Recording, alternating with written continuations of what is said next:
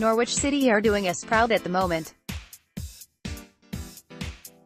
The team continues to defy the odds and refuses to be beaten on a weekly basis, although converting some of these draws into wins is going to become increasingly important in the coming weeks and months. I have to say that I'm loving the way the club is doing things right now. We've all heard about the pink away dressing room and the small difference it might make. It's the Team Sky mantra of marginal gains adding up to a big gain, and despite many clubs fans dismissing the idea out of hand, Chris Wilder was concerned enough to get the Sheffield United kitmen to paper over it last Saturday. Then we've had former Special Forces operative and Middleton coming to Colney to give the squad a talk, presumably on the power of the positive mindset that top performers in any walk of life must have. Top man, bulletproof mindset. Great day yesterday. Took the at Norwich City FC senior team of Ben, Stuart and Zoe to this place. Met Christian Horner. Fascinating. Pic.twitter.com/PMG3Zoust, Jake Humphrey, at Marjaki Humphrey, January 29, 2019. It is easy to just dismiss this sort of thing, but if you do, you risk being left behind in the modern world.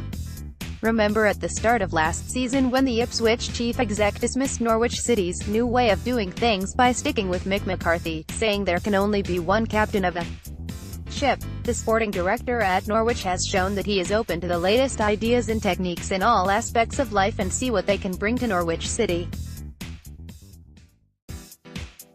Why wouldn't an elite racing team have some practices that can be used in other areas of sport or business? Why wouldn't an elite football team have some practices that can be used in other sports or businesses? Sharing information is crucial, and whilst the man that changes the rear right wheel for Red Bull might not have much to teach Teemu Pukki in terms of what his actual job is, he is a cog in the wheel, that makes the team work at its optimum levels. The openness that Norwich City are now displaying in their quest to be the best in every field is compelling and has to be applauded. They are looking to learn from anyone who potentially has something to offer. In other news, transfer news to be precise, City seem to be looking to sign Luton Town youngster, Akin Famuyiwa, which you can read all about here.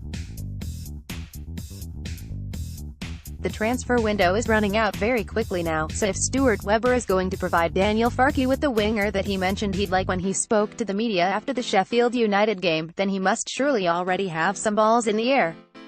The window closes this Thursday, January 31st at 11 p.m.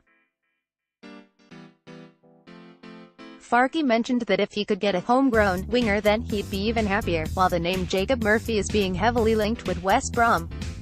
Would we want Jacob back at Carrow Road? Damn right we would. Well, I would anyway. He's a proven performer at this level, who maybe, just maybe, reached for the Premier League a little too soon, but that's by the by.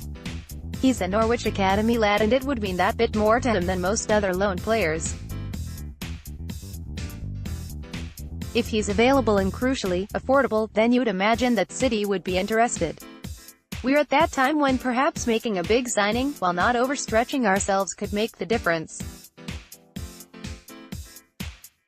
Talking of making the difference though, Mo Leitner, Tim Klose and Alex Tettey are edging nearer and nearer to a squad return, and boy have we missed them. To put this across in PPG perspective, before the injuries it was 2.58 PPG, 119 points over the course of a season. Since it's been 1.63 PPG, 75 points over the course of a season, still enough for top 6.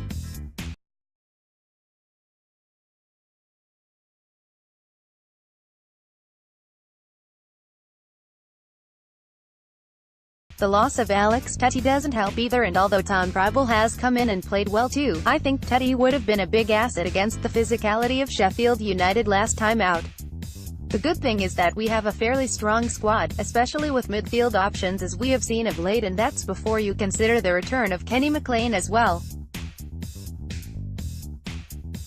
Of course, it would be great to beat Leeds, and that's what we must aim for this coming weekend, but if we can't win then don't lose it, has to be the strapline.